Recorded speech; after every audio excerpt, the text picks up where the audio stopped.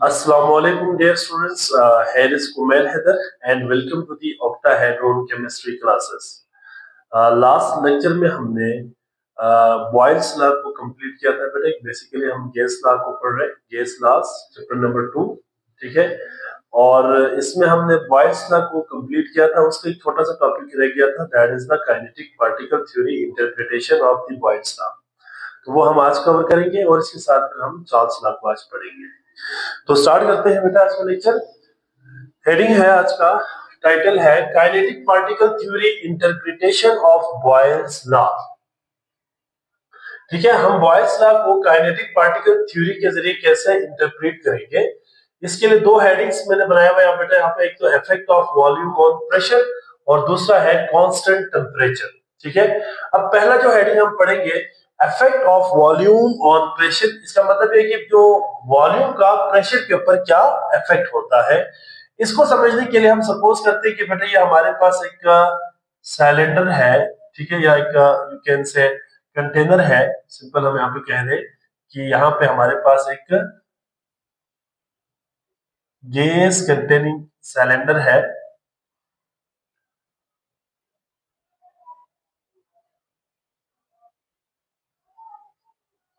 ठीक है। और इस सिलेंडर के अंदर जो गैस है ना, मैं एज्यूम करता हूं इस गैस का वॉल्यूम यहां पे कम है, ठीक है। और आपको पता है कि इसके ऊपर जो प्रेशर लग रही है वो ये है, और इसमें हम एक मूवेबल पिस्टन लगाई हुई है। यहाँ पे जो प्रेशर है ना बेटा वो यहां से लग रही है।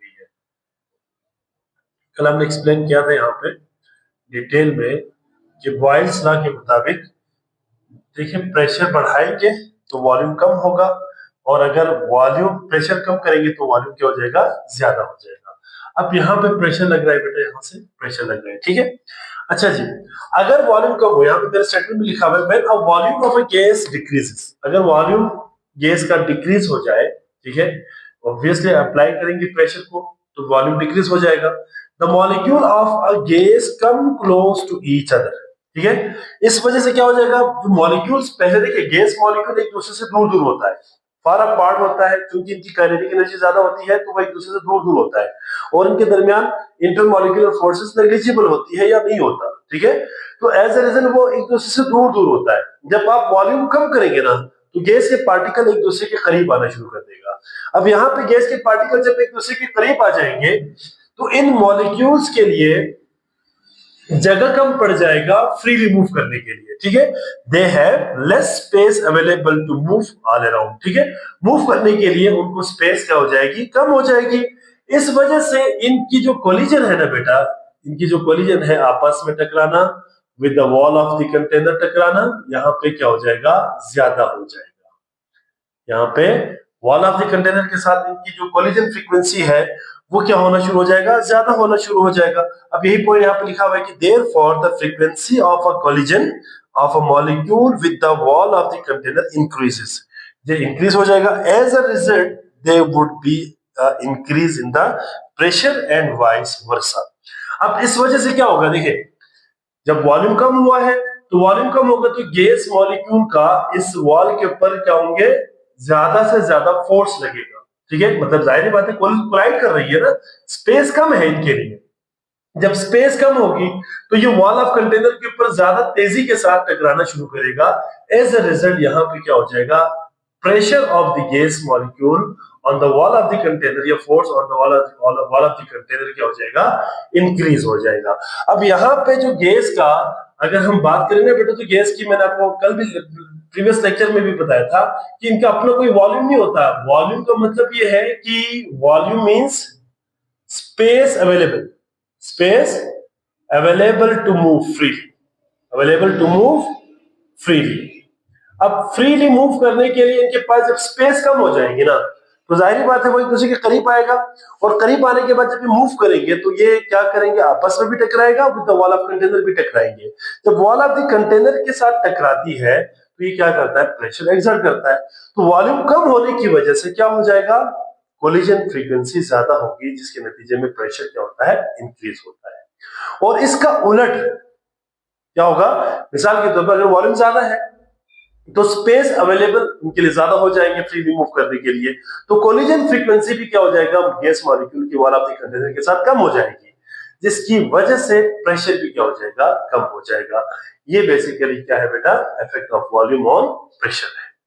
इसके बाद दूसरा हेडिंग यहाँ पे दिया हुआ है, दैट इज कांस्टेंट टेम्परेचर। जाहिर बात है हमारा बॉयल्स लॉ है, तो बॉयल्स लॉ में प्रेशर क्या था, टेम्परेचर क्या था, कांस्टेंट था। तो यहाँ पे क्या होगा बेटा, ड्यू टू कांस्टेंट टेम्परेचर, जब टेम्परेचर कांस्टेंट होगा ना तो मॉलिक्यूल्स की काइनेटिक एनर्जी भी क्या हो जाएगा, कांस्टेंट हो जाएगा। जब मॉलिक्यूल्स की काइनेटिक एनर्जी भी कांस्टेंट होगी तो उनकी स्पीड भी क्या हो जाएगा, कांस्टेंट होगा।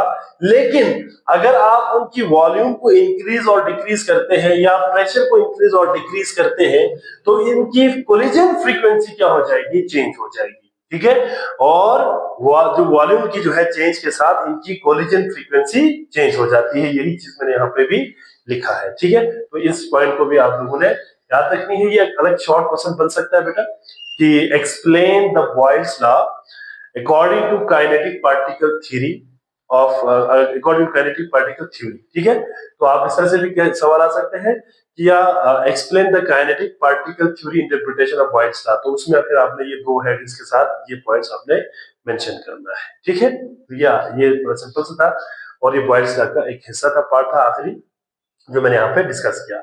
इसके बाद नेक्स्ट लॉ है बेटा, that is known as Charles law. ठीक है, अब देखिए चार्ल्स लॉ में क्या होता है कि वॉल्यूम और टेम्परेचर के साथ रिलेशन होगा, लेकिन कंडीशन किसके साथ, pressure and number of molecules and number of moles remain constant. तो हम इसको डिफाइन कैसे करेंगे बेटा, the volume of a given mass, the volume of a given mass of a gas is directly proportional to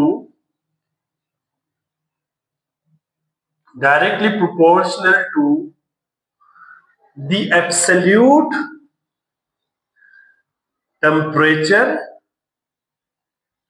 temperature provided the pressure and number of moles remain constant. This is the statement of the क्या है बेटा, Charles law. क्या है कि volume जो है ना बेटा वो डायरेक्टली प्रोपोर्शनल होगा एब्सोल्यूट टेम्परेचर के। एब्सोल्यूट टेम्परेचर से मुराद क्या है बेटा, देखिए आपने पढ़ा होगा कि जो टेम्परेचर है ना बेटा, टेम्परेचर में इसको यहाँ पे साइड पे लिख देता हूं। देखिए टेम्परेचर को ना हम डिफरेंट स्केल्स में लेते हैं। एक स्केल होता है बेटा डिग्री सेल्सियस, ऐसा लिखी जाती है। दूसरा हम लिखते हैं डिग्री फ़ारेनहाइट, ठीक है, और एक हम लिखते हैं केल्विन। इस तरह एक रेनकाइन भी होती है, डिग्री रेनकाइन। ठीक है, रेनकाइन भी इस्तेमाल होती है, इंजीनियरिंग पर्पस में ज्यादा यूज होता है। बहरहाल ये बेसिकली डिफरेंट स्केल्स होती है। अगर आप टेम्परेचर को ना बेटा किस स्केल के अंदर रखें, केल्विन स्केल के अंदर रखें, तो उस टेम्परेचर को क्या बोलते हैं, एब्सोल्यूट टेम्परेचर। तो हम एब्सोल्यूट टेम्परेचर को कैसे डिफाइन करेंगे, द टेम्परेचर या इसको हम ऐसे डिफाइन कर सकते हैं कि the temperature in a kelvin scale. ठीक है, केल्विन स्केल के अंदर जो हमारा टेम्परेचर होगा उसको हम क्या कहते हैं, एब्सोल्यूट टेम्परेचर। ठीक है, when the temperature is taken in Kelvin scale then the temperature would be known as absolute temperature. तो एब्सोल्यूट टेम्परेचर के साथ क्या होगा, ये डायरेक्टली प्रोपोर्शनल होगा। तो यहाँ पे आसान हम इसको बना के इसको जरा समझते हैं। देखें, आपको एक चीज का पता है कि जो सिलेंडर के अंदर गैस मॉलिक्यूल मौजूद है, देखिए नंबर ऑफ मॉलिक्यूल तो कांस्टेंट है, यहाँ पे नंबर ऑफ मॉलिक्यूल चेंज नहीं हो रहा। ठीक है, नंबर ऑफ मॉलिक्यूल वही है, लेकिन यहाँ पे हमने अब क्या चेंज करनी है बेटा, हमने यहाँ पे चेंज करनी है टेम्परेचर को। तो टेम्परेचर को चेंज करने से वॉल्यूम क्या चेंज हो जाएगा, टेम्परेचर बढ़ाएंगे तो वॉल्यूम बढ़ेगा, टेम्परेचर को कम करेंगे तो वॉल्यूम कम हो जाएगा। इसका मतलब यह है चार्ल्स लॉ के मुताबिक। अब मैं यहाँ पे सपोज करता हूं कि बेटा फॉर एग्जाम्पल हमारे पास पहले गैस का वॉल्यूम ये था, ठीक है, गैस मॉलिक्यूल का वॉल्यूम ये था, ठीक है, ये मॉलिक्यूल यहाँ पे मूव कर रहा है। ठीक है, और अगेन यहाँ पे एक बात आपने याद रखनी है, जो प्रेशर होगा ना बेटा, प्रेशर रिमेन कांस्टेंट। प्रेशर यहाँ पे आपने क्या रखना है, कांस्टेंट रखना है, ठीक है। यहाँ पे प्रेशर और नंबर ऑफ मोल दोनों को आपने क्या रखनी होती है, कांस्टेंट रखनी होती है। मैं यहाँ पे सपोज करता हूँ कि ये जो प्रेशर है ना बेटा, कांस्टेंट प्रेशर है यहाँ पे, ठीक है। ये इसके ऊपर प्रेशर लग रही है और वो प्रेशर क्या है बेटा, कांस्टेंट है, ठीक है। यहाँ पे हम कह सकते हैं कि here is a constant pressure। ये जो प्रेशर है ये क्या है बेटा, कांस्टेंट प्रेशर, ठीक है।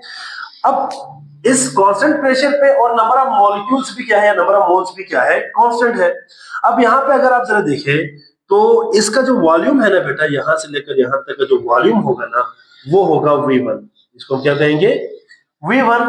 और यहाँ पे जो टेम्परेचर है उसको हम सपोज करते हैं कि T1 है, ठीक है। T1 पे ये वॉल्यूम है। अगर मैं इस गैस को करूं हीट, ठीक है, with the help of any Bunsen burner, मैं क्या करता हूं बेटा, इस सिलेंडर को करता हूं हीट, ठीक है। फॉर एग्जांपल मैंने अब इसको हीट शुरू कर दिया। अब क्या होगा बेटा, जब हीट करेंगे ना तो इन मॉलिक्यूल्स की काइनेटिक एनर्जी बढ़ेगा, है ना, काइनेटिक एनर्जी बढ़ेगा। अब जब काइनेटिक एनर्जी बढ़ेगा तो क्या होगा बेटा, इनकी कोलिजन फ्रीक्वेंसी भी बढ़ेगी वॉल ऑफ द कंटेनर के ऊपर। जब कोलिजन फ्रीक्वेंसी बढ़ती है ना तो प्रेशर को कांस्टेंट रखने के लिए उसको वॉल्यूम को क्या करना पड़ेगा, इंक्रीज करना पड़ेगा, ठीक है। तो अब क्या हो जाएगा, अब हमारे पास वॉल्यूम ये हो जाएंगे, दिस इज द वॉल्यूम, क्योंकि काइनेटिक एनर्जी इंक्रीज हो गई है। जब काइनेटिक एनर्जी इंक्रीज हो जाएगी ना बेटा, तो इनका वॉल्यूम क्या हो जाएगा, बढ़ेगा, ताकि प्रेशर को क्या रख सके, कांस्टेंट रख सके, ठीक है। ये प्रेशर इसके ऊपर कांस्टेंट लग गई है, ठीक है, कांस्टेंट प्रेशर इसके ऊपर, ठीक है। ये कांस्टेंट रह सके, क्या करेगा, अपना वॉल्यूम इंक्रीज करेगा। तो ये अब क्या हो जाएगा, इसका V2 हो जाएगा और जो टेम्परेचर होगा ना बेटा वो T2 हो जाएगा, ठीक है। तो this is known as Charles law. तो यहाँ पे अगर आप टेम्परेचर कम करेंगे तो वॉल्यूम कम हो जाएगा, टेम्परेचर ज्यादा करेंगे तो वॉल्यूम ज्यादा हो जाएगा, in order to keep the pressure constant, ठीक है। So this is known as the Charles law. अब इसकी मैथमेटिकल फॉर्म है बेटा, अब हम मैथमेटिकल फॉर्म को यहाँ पे करते हैं।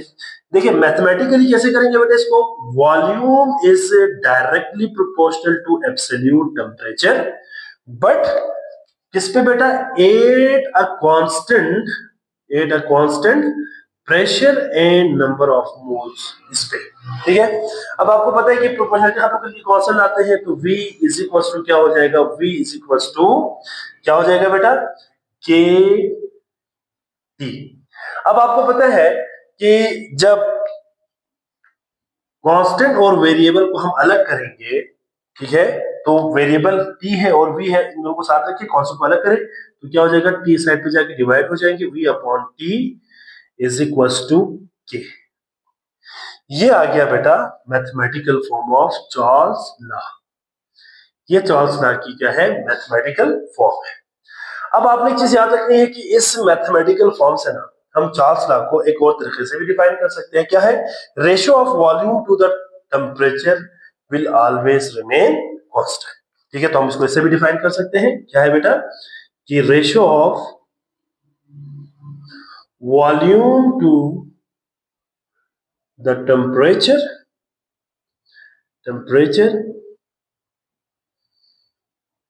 Always constant. तो ये आप लोगों ने याद रखनी है, इसकी ये स्टेटमेंट भी बनता है।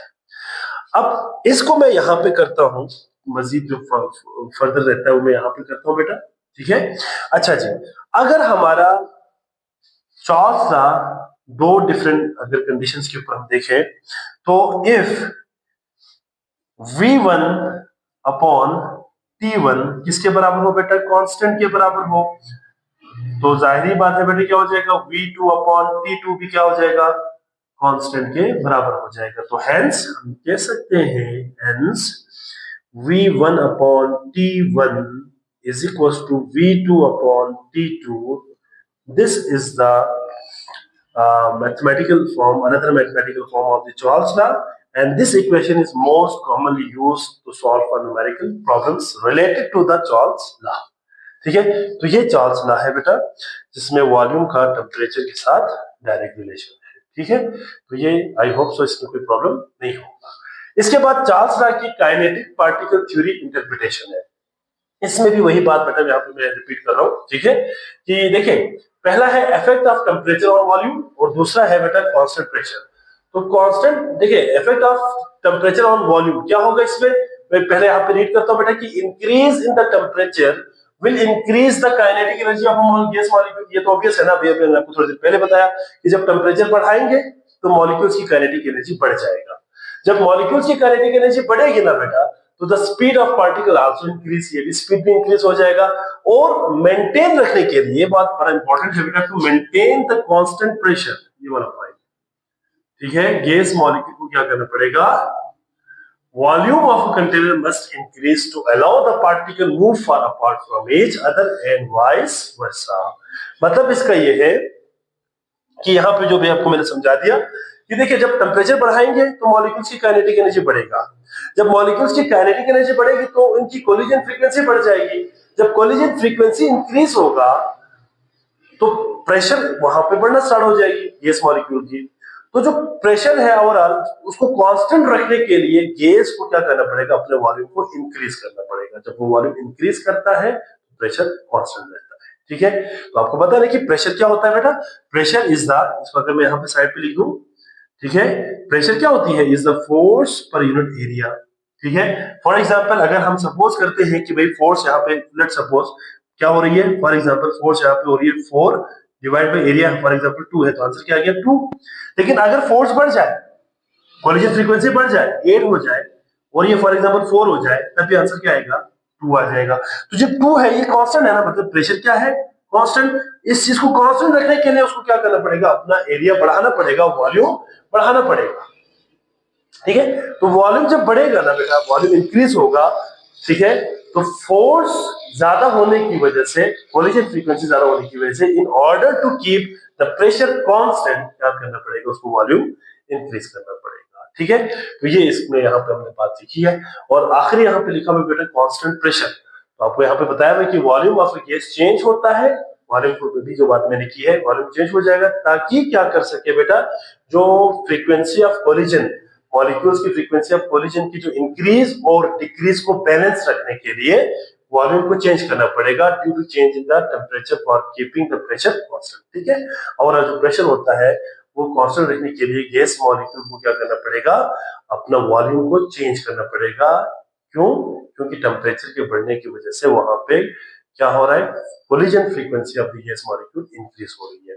तो ये था बेटा आज का हमारा लेक्चर, जिसमें हमने चार्ल्स लॉ को कंप्लीट किया और बॉयल्स लॉ भी थोड़ा सा रिमेनिंग रहता तो वो कंप्लीट किया बेटा। इंशाल्लाह नेक्स्ट लेक्चर के अंदर हम बॉयल्स लॉ को कंप्लीट करेंगे और फिर चैप्टर के इख्तिताम की तरफ जाएंगे, that will be the diffusion, ठीक है। हमारे काफी टॉपिक भी रहता है डिफ्यूजन, और उसके बाद एक सब्लिमेशन प्रोसेस को भी थोड़ा सा हम डिस्कस करेंगे, ठीक है।